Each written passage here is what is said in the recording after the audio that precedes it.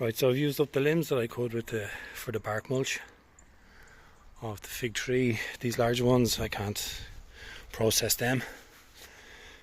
I'd have to bring in a much bigger bark mulch machine. So this morning I've come out, it's sunny, and I've already opened up this expanse here where these branches were. So just up using the silky gumboy saw. I've left the butts of some of the limbs on because they're handy for grabbing onto or putting the feet onto when I go up. So I'm just lopping them off one by one. But even from this angle here, I can trim some of the bamboo here, let that sun come through here. Eventually this will be topped off completely and removed, but this is going to let that sun through here, coming up here. That's already open to the right hand side and to the middle. So this was the shadier spot because of that holly, which that top stem is going to be taken out, and across here is going to be chopped. So it should be full sun coming across. I probably will have a look at the tops here and over here to try and get as much as I can. But this isn't going to go to waste, especially the slimmer limbs. So I'm going to use them for bark mulch. When I collect up all the big limbs, I'll see if I can rent a big industrial type and process them. Right, so I brought in a persimmon tree. It was Nikita's gift, and I've planted that here. So the tops of these, I can trim all the tops here to get that morning sun first thing in the morning coming across. Obviously the summer sun is going to be a lot higher, and then it's going to be in full sun all the way right around to late afternoon, and then evening sun is up here. And this I'm putting down, so I blended up the organic or farmyard compost manure and that topsoil, a loam. It's a real loamy topsoil, and just the ordinary soil here. And because the ground is sloping from there, and it's just sloping, it's just one long slope down off the hill. This is one of the driest beds here, so it's not going to be waterlogged. So I've put cardboard down here around the compost manure mulch that was there, like these, the nashies, and I've put a real heavy mulch of the fresh stuff of the fig tree.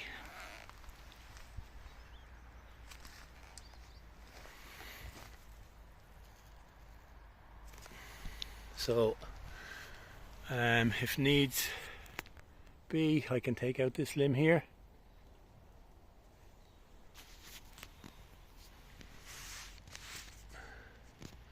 I really don't want to touch this maple here. Another branch here that could be knocked across here. They're not needed here anyway for this dry bed. So those summer leaves that come out in the birch, not needed.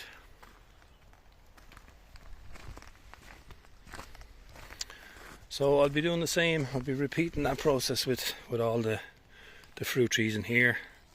I'm leaving plenty of space. I'm not going to grow them in on top of each other. There's going to be plenty of sun getting to all of them. And after, I don't know, 4 years, 5 years, after training the main branches that are coming off, I can just remove any of the spindly or the branches that are growing in the way, same as an apple. Have a nice open shaped tree with branches and hopefully get the fruit. So repeating the process, I'll be putting the cardboard around the edges here to stop the weeds coming up, and then heavy the bark mulch.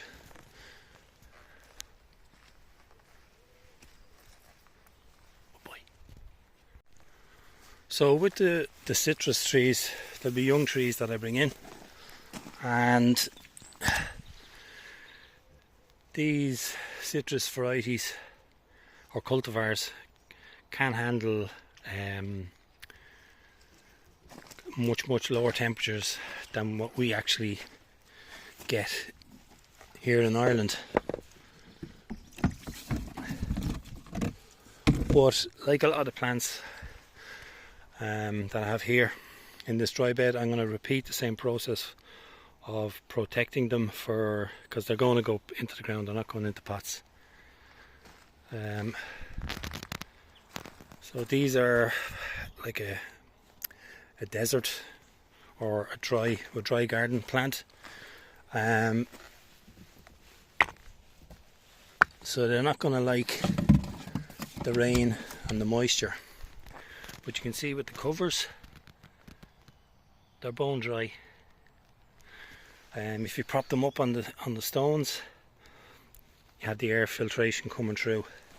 So the temperature is not going to kill them off, but the dampness and the moisture will in the first few years, because they're not going to be hardy enough. The root systems, there's a cerifera in here and it's bone dry, showing nice coloration. And I'll be repeating this process with the citrus. I'll be protecting the area around the roots to keep them dry. And you can just build up a shelter. And the plan would be to only have to do this for the first 4 years.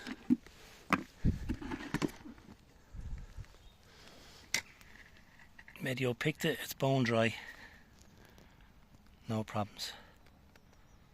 This is looking much better, and as the years go by they get stronger, they build up to their tolerance to where they live. And if they don't, I'd be surprised, very surprised, if the citrus die.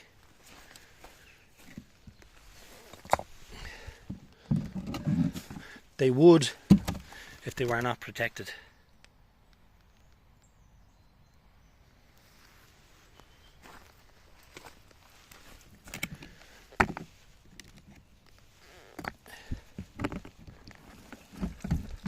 Bone dry, yeah. Humidity does build up. You just have to keep coming out and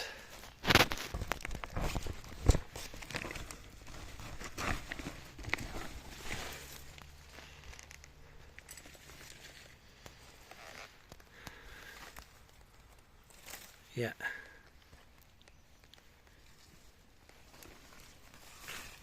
Some of them can look rough in the first couple of years. It's after getting squashed by this here. So that's the trachycarpus. It's South American, Argentina. Down there, it can handle all the cold. It can handle any of the cold that's here in Ireland, But you got to keep that root system, especially in winter, dry. And I think, you know, if this palm gets a good few years of just developing under the ground, this is what I'm trying to do, or this is what I want, is for not everything at once to come up nice and lush and loads of palm leaves. To me, at this stage of the project, it's more important to what's happening under the ground. So, tiny little spear. This went into shock anyway. It was a very, very small palm, but if that's developing under the soil, that's what, it's a winner.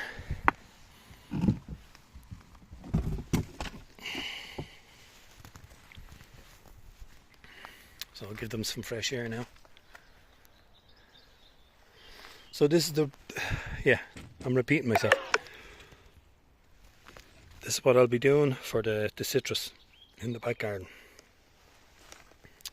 Coming into autumn, I'll put the covers on, make sure there's airflow, and keep all the area around the root system nice and dry. Keep any winds from the autumn going that direction, and over the winter just keep them dry. If the temperatures drop lower, use some agricultural fleece just to wrap them up. But the winter is so mild here. I think the coldest it got here was a one night, -3. That was it. It's gone. Like some of the newly planted trachy, I moved these around. I bought cloches to cover up these, and it's so mild that I actually haven't bothered covering them up. And this is the Tetrapanix papyrifera that I planted up in the autumn, and it still has a leaf on it. There's leaves still on this one.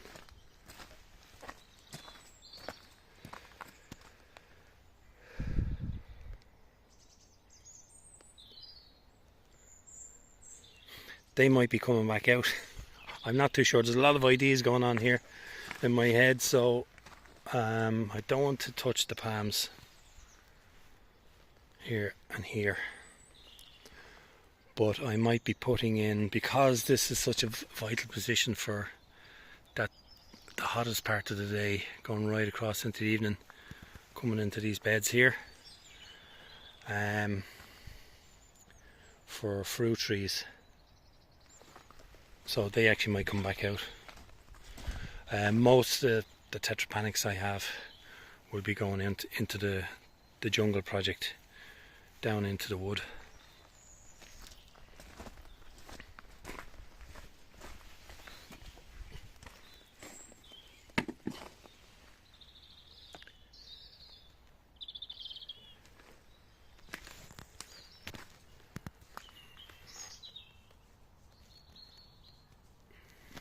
Super mild. Look, they're still holding its leaves.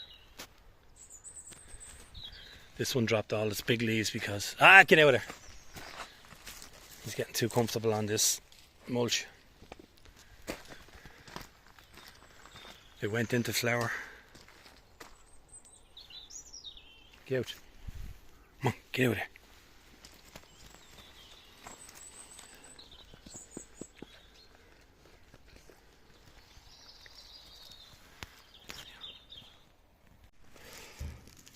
Okay, so if you're trimming down a tree, it's a large tree, 20, 30, 40 feet, whatever, depending on how high you want to go up. You might want to trim everything off the side and just leave the top canopy on. But if you're going up, I'm on the ladder here, and it's wedged between these two large butts on the tree. and into the soft ground, so I don't need blocks. It's the weight is going straight down into that ground there. Leave the butts on it sticking out, the width of your boot, or 2 or 3 widths here, and you can actually use them as limbs to climb up higher. But I ran into a vine here, and this thing here is probably here 20 years, and it's considerable in size. You can get my hand around that now. But just starting to work on the side branches now. As you can see here to the left and to the right, I'm kind of hemmed in. I can put my body weight against this limb here, and I can work my way inside here, and one by one just start dropping all those branches with the handsaw.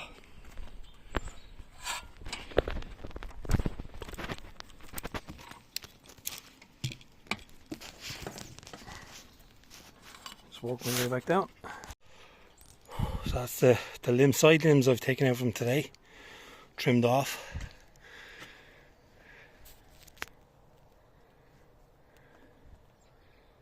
The robin is back. I think there's a few of them. It's all the holly. I'll remove all the side branches and keep the big ones. I got them processed. I took that last branch off the holly there. It's a hard wood to get through, even though it's fresh. It's green wood.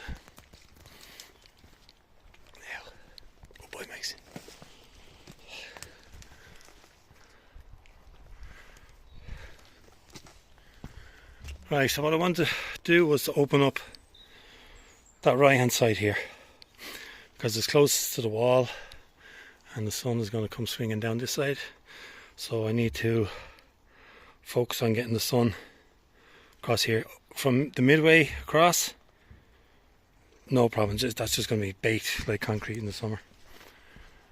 So I'll have to amend the soil as well. So yeah, you can see where I've removed the side limbs that were going into next door, and I'll just work my way up bit by bit. There's no point in doing it all in one go, because I'm just going to have a whole ton of stuff down here. Clutter.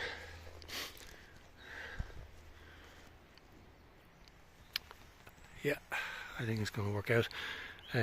Trim that bamboo there. This is going to be all gone eventually. I could just pollard it, I suppose, if you want to call it, but I think it better be just to get this taken out. When I gradually cut it down with the handsaw, I'll go in with the chainsaw, and I can put in an acuba, japonica, different type, and you can prune those away.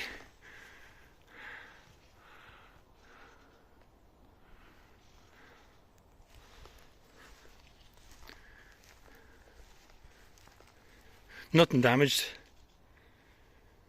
The Hidicium lilies, the Musabazius, they didn't get a clatter of anything.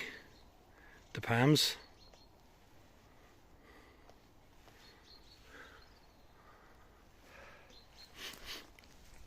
If you cut through the stem about 70 to 80%, you'll actually see where the stem is starting to drop, where it's going to go to, and you can actually guide it. You can cut it more to the left of the branch or to the right to get it to fall either side.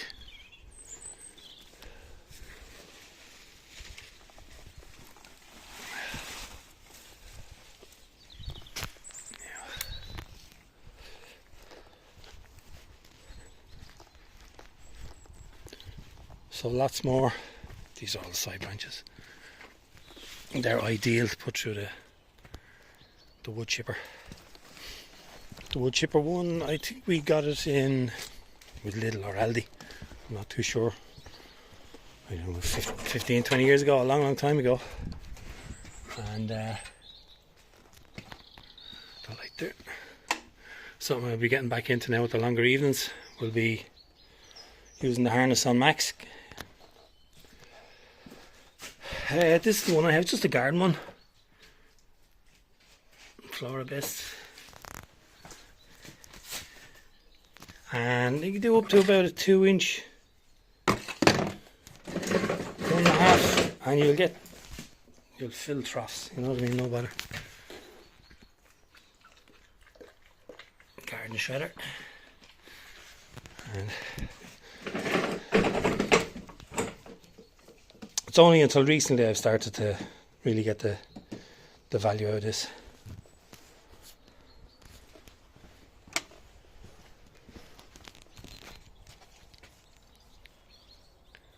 Come on, stop pissing in the shed. Come on. Male dogs. They mark themselves everywhere. Max is really out of sorts. The two girls are in heat. He stopped eating completely for about a week. He's after getting really thin. He loses a lot of muscle and conditioning, and if I bring him into the house, he's going crazy to get back outside. I leave him outside, he's going crazy to get back inside. He's all over the shop, aren't you? Alright. Oh, yeah. Good boy. Yeah. Good boy. Yeah, he's all confused. And the girls are going crazy, twerking at him. I got some chestnut. The sweet chestnut, I think it was a Spanish chestnut that I collected, and I put them into fresh compost to see if it was cold enough outside to get them to come out of dormancy and start sprouting. I'll do an update on the ones I have in the refrigerator, the fridge. The chestnuts, the first batch that I put in, they've already sprouted. The sprouts are about 1 inch long, so I'm going to be potting them up. The first batch of nashi seeds, they've started to sprout as well. I just had a look at them last night. Just a small little sprout coming out I used the wet sand. We've tried the toilet paper method before, but we found that the toilet paper just stayed too damp and created mould.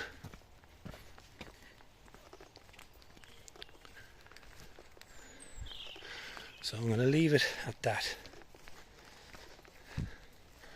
Yeah, so I hope to get 3 citrus in here. Be lots of space between them. Probably one here. I'll mark them out with sticks and I can move them as I please. Probably because you can see the angle here comes across, so I'll put one about here. Then another angle here. I'll put one here. Another angle across here, so I'll put one here. Open for about a half dozen. See what happens. Won't find out unless I try.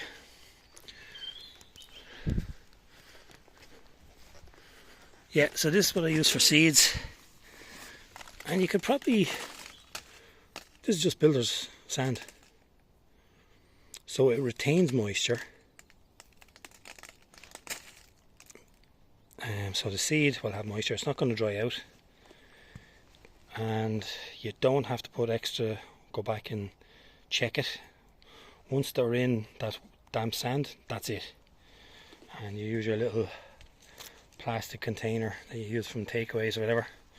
Put your seed into it, label them up and date them. Yes, starting to take shape. So I'll remove these limbs. I could always leave the top canopy or just trim off the lightest ones. Just trim all of this, and that sun is going to come through here where I need it. And now that top limb from the holly gone, it's coming in straight across there.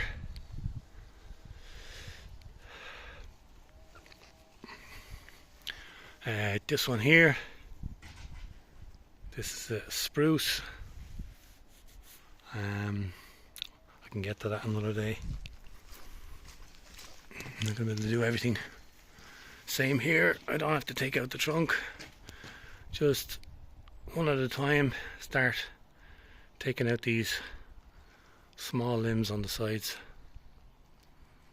and that light will come through. So at the moment, this evergreen spruce here, this is the one that's really going to stop that afternoon, evening sun. So this is important to take out. So, you know, morning into lunchtime,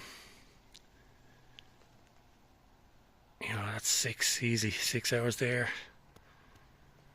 7, 8,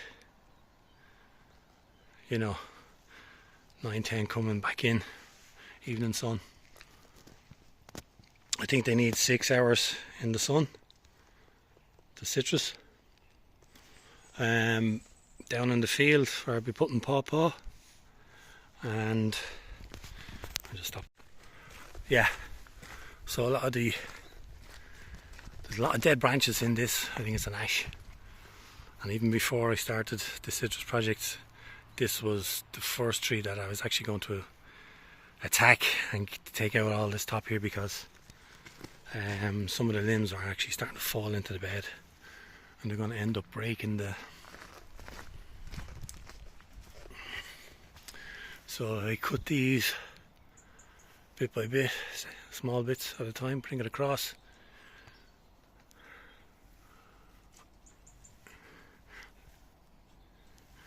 Have a canopy here. Eventually this eucalyptus, the Bhutan pine and bamboo, they'll create a canopy for the stuff that's underneath anyway. That Scots pine, that's probably going to come out. I was even thinking of taking these out, but I don't want to encroach into the other project that I'm working. I don't think I'll need... These are a dwarf pampas, so I don't think that sunlight is going to get impacted when these grow up to 6 to 8 feet. Yeah, the pawpaws are going to be down around this end. I would ideally, I'd love to leave this space here in the open and not have any kind of leaves, just the sunlight coming through the work to do its stuff here.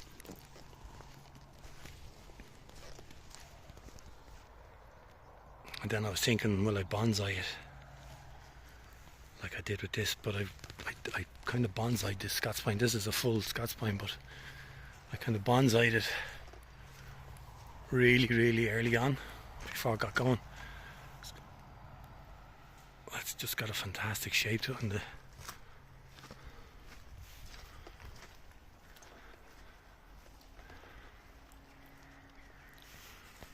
just see the top there, the top here, it kind of just breaks off into a like a wine glass. So when you look at it, it looks like you don't need the that central leader. It looks very natural. Wondering, can I create that? If not, it's just going to come out.